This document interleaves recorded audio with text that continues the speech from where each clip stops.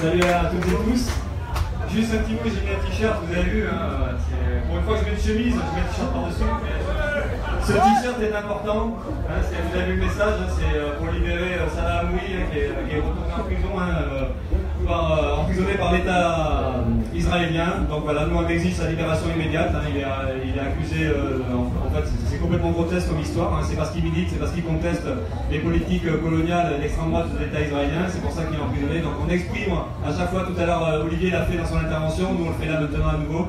C'est pour dire que c'est très important, il faut se mobiliser pour sa libération immédiatement et en parler, parce que ça en parle relativement peu dans les médias aussi. Voilà, donc ça, si je commençais par ça, donc par ce joli t-shirt. Et après, c'est peut-être que je vais dire deux mots sur la bonne nouvelle de la semaine, avant de parler des mauvaises nouvelles ou des choses qui sont très difficiles pour nous. Là, la bonne nouvelle, vous avez entendu parler certainement, c'est que les Jeux Olympiques seront à Paris en 2024. Donc, on a eu quand même des heures et des heures de télévision, de radio, des pages entières là-dessus. Enfin, vous avez vu même cette extraordinaire unanimité, hein, tout le monde médiatique, politicien, le showbiz, qu'il soit du sport ou d'ailleurs, hein, des pseudo-intellectuels, enfin voilà, tout le monde est pour les JO, tout le monde nous explique que c'est une superbe nouvelle, que voilà, c'est l'esprit olympique qui triomphe, enfin tout. Vous avez vu toutes les tonnes et des tonnes de propagande idéologique qui nous mettent là-dessus.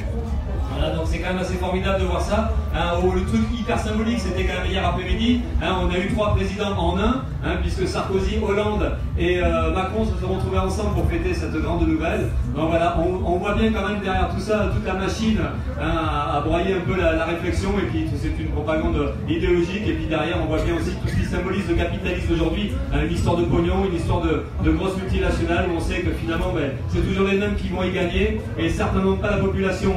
Et là, sur ces aspects-là, il y aurait de quoi discuter, parce qu'il y a quand même là aussi beaucoup d'hypocrisie, et énormément d'hypocrisie, voire même de cynisme, quand ils nous expliquent que les JO, ça va permettre la construction de logements sociaux, puisque vous savez qu'après les Jeux Olympiques, hein, finalement les villages olympiques vont servir à loger des gens. Hein. Bon, c'est dans 7 ans, il va falloir attendre un petit peu. Hein. Eux aussi, ils expliquent que grâce à ça, il va y avoir des grandes piscines, hein, notamment en Seine-Saint-Denis, puisque c'est quand même un département pauvre qui n'a pas beaucoup d'infrastructures. Et grâce aux JO, il y aura ça. Hein, grâce aux JO, finalement, ça pourrait relancer l'économie, ça va créer des emplois. Enfin voilà, on s'aperçoit qu'il y a plein de choses.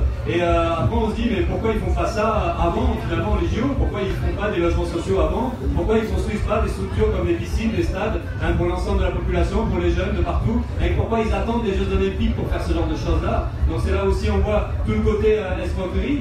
Et puis le truc qui est marrant d'une certaine manière, c'est que là, il n'est plus question de dette, il n'est plus question de déficit, il n'est plus question de dépenses publiques qu'il faudrait réduire. Là, par miracle, la crise est résolue, il y a de l'argent, hein, vous avez vu, c'est 6,8 milliards à peu près. Donc ça c'est la facture d'aujourd'hui, hein, tout le monde sait par expérience que ça va être multiplié par 2 ou par 3. Hein. Bon, il paraît qu'en France c'est mieux maîtrisé qu'à Paris, ils ne font pas comme ça, voilà. Mais ceci dit, on voit bien aussi tout le discours là, maintenant il y a de l'argent, c'est possible, et d'argent public il y en a, et ils vont en mettre, hein, c'est quasiment 2 milliards si je me souviens bien.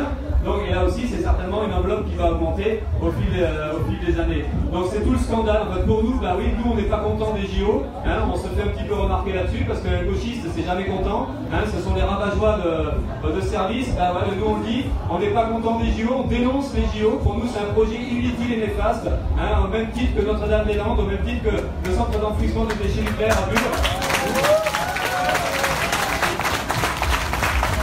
Donc on dénonce, voilà, ça sera une affaire de pognon pour les plus riches, c'est toujours les mêmes d'ailleurs, on le voit, hein, ceux qui sont contents, hein, c'est toute cette petite élite, tous ces mondes de privilégiés qui est content, mais en réalité la population n'aura rien à y gagner, et dans les quartiers populaires ça sera encore plus dur, parce que ça sera même l'occasion de renforcer ce qu'ils appellent la gentrification, d'éloigner les pauvres des quartiers du centre, et donc on sait qu'on n'aura rien à y gagner. Donc, là, j'ai vu que le comité, l'association qui se battait contre les JO continue la bataille et va l'intensifier. Il n'est aucunement question de se battre pour améliorer, pour en enlever les aspects négatifs. C'est tout simplement continuer la bataille contre les Jeux Olympiques. Elle va continuer et nous, on soutiendra cette bataille-là parce que derrière tout ça, ça correspond aussi à tout le problème qu'on a aujourd'hui, hein, tous les problèmes socio-économiques, et c'est tout le problème aussi d'une bataille contre le capitalisme. Donc les JO, ils cristallisent bien tout ça.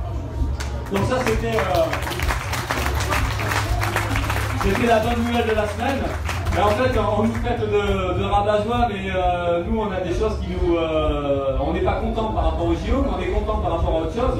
Et là, je vais discuter de la mobilisation qui a été entamée le 12 septembre. Voilà, on milite un peu pour ça, nous, anticapitalistes et bien au-delà des rangs anticapitalistes. On milite pour, à un moment donné, répondre aux attaques des gouvernements, aux attaques des patrons, aux attaques de l'ensemble des capitalistes. Et là, avec les ordonnances Macron, avec le démantèlement du Code du travail, avec les attaques contre les protections sociales, facilitation du licenciement, enfin bon, toute la série qui est contenue dans les ordonnances aujourd'hui, on a l'occasion de riposter, ou en tout cas de démarrer une riposte.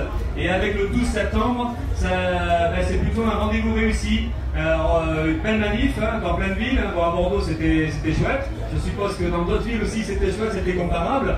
Alors après la question qui nous est posée, c'est que faire des belles manifs, d'une certaine manière on sait faire. On en a fait plein, à 1 million, à 2 millions, à 3 millions, on sait faire. Maintenant le problème qui nous est posé, c'est est-ce qu'on va être en capacité de construire une mobilisation qui va pouvoir changer le rapport de force et qui va pouvoir à la fois stopper les attaques libérales de Macron ou des autres, mais en même temps de nous permettre de repasser à l'offensive, de remettre en avant des revendications pour la population, pour l'ensemble des travailleurs, mais des revendications qui nous permettent de reposer les problèmes à la fois de répartition des richesses, d'acquérir des nouveaux droits, la réduction du temps de travail, le partage du travail entre toutes et tous, d'interdire les licenciements, tous les licenciements économiques. Bon, c'est tout ça qu'il faudrait qu'on remette devant, donc ça pose le problème d'une véritable mobilisation, de quelque chose qui se construit par en bas, qui devient une véritable force sociale et politique, et qui puisse stopper toutes ces attaques du camp des possédants, et donc inverser le rapport de force. Nous, notre problème, il est là, c'est de construire. Donc là, vous avez vu, on a fait le 12, on est content, et on a une autre date, ça c'est bonnard, on a une date, c'est le 21,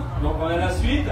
Ensuite, bon, après, il y a du débat là-dessus, mais il y a le 23, 2 jours après, une autre date, qui n'est pas si simple que ça, parce que vous avez vu qu'il y en a qui veulent pas y aller, d'autres qui vont y aller, enfin voilà. Et puis après on ne sait pas trop comment ça va se construire, mais nous, le problème qu'on a, nous militants, militants ou non militants, ou en tout cas tous ceux qui se posent le problème de changer la donne, et puis de répondre au coup des capitalistes, et puis même de changer vraiment le rapport de force, notre problème à nous, c'est ça, c'est de construire cette force-là. Et donc comment ces journées-là, elles doivent nous aider à le faire, et comment nous, par en bas, on peut arriver à exercer une pression suffisamment forte pour imposer aux dirigeants syndicaux ou aux dirigeants de notre parti de rentrer un peu dans le rang, d'une certaine manière, d'être utile au collectif, et donc de se poser le problème collectivement de comment on reconstruit une véritable mobilisation sociale. Et c'est vrai que la solution, elle viendra de là, elle viendra d'en bas. Il faudra qu'il y ait une force. Alors la force, c'est les salariés, organisés ou pas dans les syndicats, c'est la population, mais en même temps, c'est la jeunesse, évidemment, et on compte bien sur le fait que la jeunesse va réussir à se mobiliser dans le courant du mois de septembre,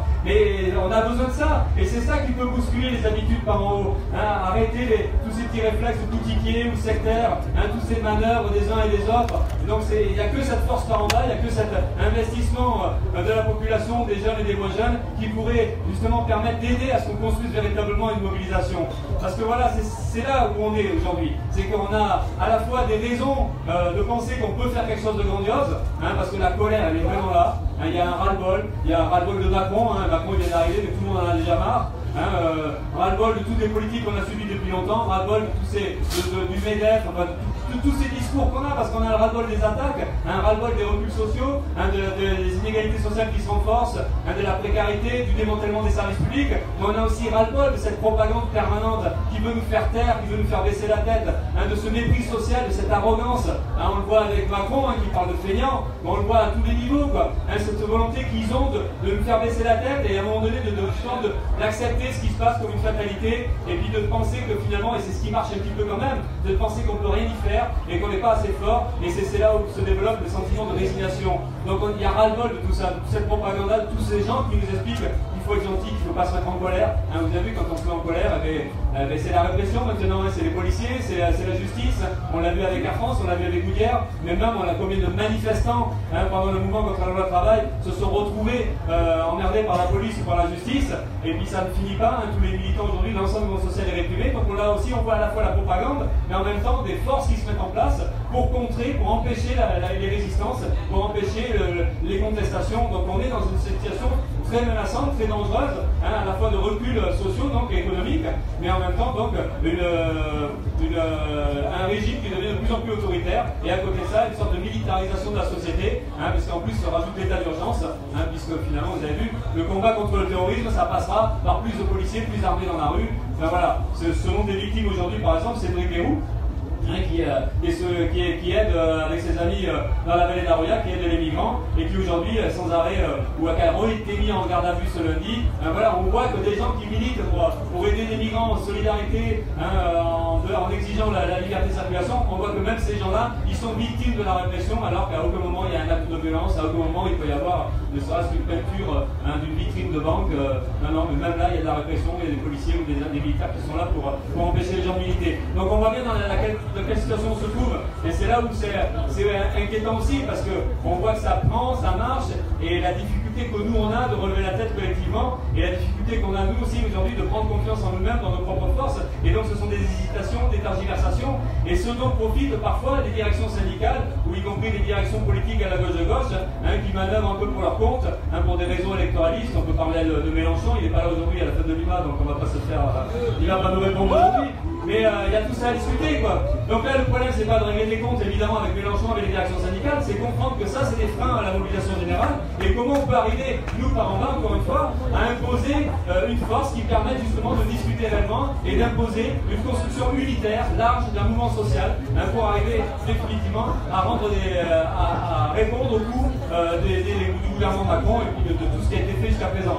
On a à la fois des raisons de démoraliser ou de ne pas y croire, mais en même temps on a des tas de raisons d'y croire. Aujourd'hui on peut réussir quelque chose, mais c'est là où on aura besoin de partout, justement, de cette force par en bas, d'arriver à mobiliser, à construire et à permettre à ce qu'on retrouve confiance dans ce qu'on est nous, et puis même y compris ce côté légitime de notre combat. Parce qu'on doute aussi de plein de choses, parce qu'en fait on nous explique tellement que c'est la crise, sauf pour les JO évidemment, on nous explique tellement que c'est la crise, qu'il n'y a pas d'argent dans les caisses publiques, qu'on vit au-dessus de nos moyens, que finalement évidemment on nous impose cette idée qu'il faut serrer la ceinture, ça paraît logique, et puis voilà, il y a les experts, il y a les connaisseurs, et nous on est là pour accepter tout ça. Et c'est vrai que ça pèse aussi. Donc dans ce contexte-là, comment on peut retrouver de la légitimité, comment tout simplement on peut retrouver de la révolte, et la fierté de se révolter, et la fierté d'être en colère. On peut dire merde aujourd'hui, on peut descendre dans la rue, gueuler, on peut même peindre une façade de banque, c'est pas grave ça, on peut le faire, il va falloir qu'on se retrouve des forces pour le faire. Et à côté de ça, cela je parle de la forme de la lutte, de cette idée de faire des manifestations, de faire même de construire une véritable mobilisation qui consisterait à une grève qui se généralise,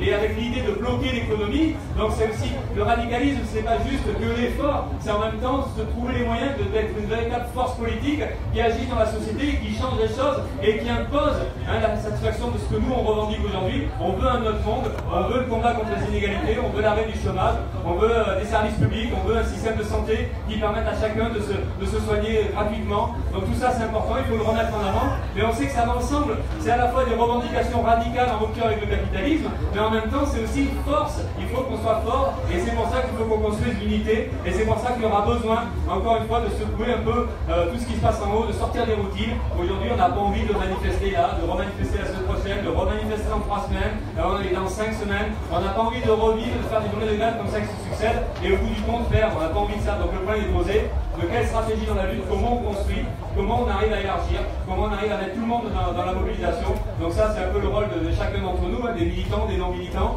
c'est aussi tout le point de comment on peut s'investir là-dedans. Mais voilà, donc je dis ça, c'est parce que ce septembre, on n'en est qu'au début, on espère y arriver ce coup-ci, on verra si on arrive vite, mais de toute façon l'enjeu il est là, c'est de construire ça, et de réussir un peu à stopper cette machine infernale des attaques ultra-libérales. Donc deux choses, du courage pour la suite.